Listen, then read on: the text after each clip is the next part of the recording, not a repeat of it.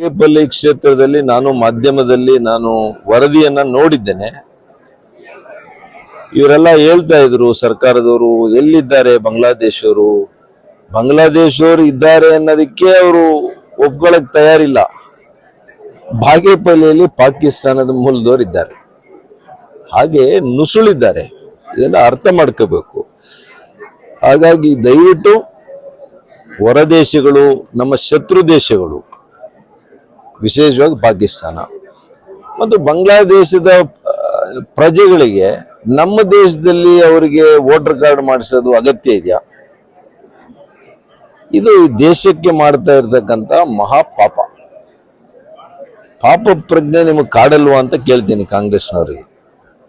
ನಿಮಗೆ ಪಾಪ ಪ್ರಜ್ಞೆ ಅನ್ನೋದು ಇರಬೇಕಲ್ಲ.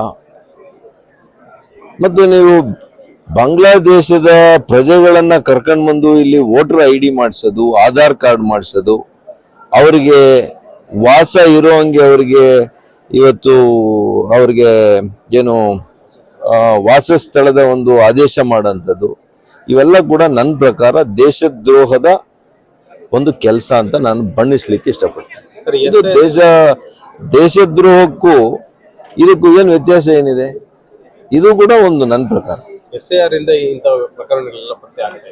ಕೇವಲ ಮತಗಳಿಗೋಸ್ಕರ, ಗೆಲ್ಲಿಕ್ಕೋಸ್ಕರ, ಚುನಾವಣೆ ಗೆಲ್ಲಿಕ್ಕೋಸ್ಕರ ದೇಶಕ್ಕೆ ನೀವು ದ್ರೋಹ ಮಾಡುವಂಥದ್ದು, ಇದು ನಿಮಗೆ ಪಾಪದ ಪ್ರಜ್ಞೆ ನಿಮಗೆ ಕಾಡುತ್ತಾ ಇಲ್ವಾ?